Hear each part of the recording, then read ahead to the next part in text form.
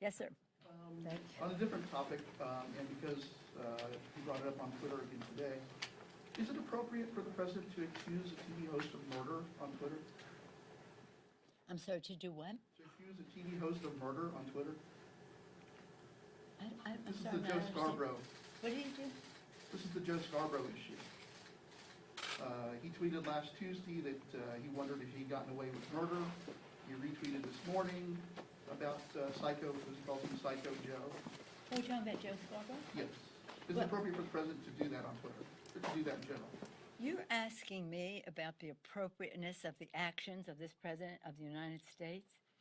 So completely inappropriate in so many ways that it's almost a given. It's like a child who comes in with mud on their pants or something. That's the way it is. They're outside playing. That's what he comes in with doggy do on his shoes, and everybody who works with him has that on their shoes too for a very long time to come. So I don't know. I hear doctors talk to me about saying, what's the matter with him? The things he says are so inappropriate for a president of the United States. The comments he makes about women. So inappropriate. So no, I don't think it's appropriate. But again, there's a market for it, obviously, and that's what he plays to. There's a word somebody used to me. They said you would understand it better if you knew what a confabulator is. Confabulator? Confabulator is. Look up the word confabulator. Somebody just really doesn't even know what the truth is and just says anything. And because he says it, then he believes it. But this, you know what? Forget about him.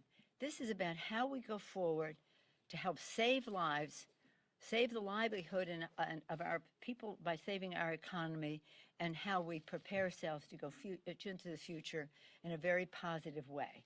It's just something that is in our midst that we have to deal with, and we would hope that the American people would see very clearly, whatever they think of him, love him or not, love yourself. Vote for your interests, because if you're a person who's lost your job through no fault of your own, this HEROES bill, this HEROES Act, this bill's for you. If you're somebody who's uncertain as to whether you're going to be able to feed your family, this bill's for you. If you have uncertainty about the fear that you might contract or be infected by this virus, or that you could carry it home to your children or to your parents, older parents, this bill's for you. And if you are a public employee working to save lives, a police officer, firefighter, transit worker, teacher, anybody in the public sector who meets the needs of the American people, your job is in doubt unless this bill passes. This bill is for you. So again, with all due respect to your question and all due respect to the office of president, what's important is where we can come together as we go forward, setting aside for a moment how we got here, but nonetheless diligent about how we humbly find our common ground to get the job done, as we have done in the past 4 bipartisan bills. Anybody? No? No? Okay. Yes, ma'am. Given what you just said about the president and his administration, how are you confident that you are going to be able to come together? The two of you have been exchanging pretty strong criticism in the last few days. How does that help negotiating another deal?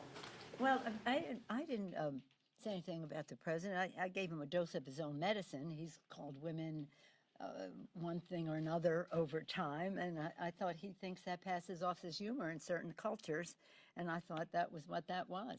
And I was only quoting what doctors had said about him, so I was being factual and a very sympathetic way. I said he's our president.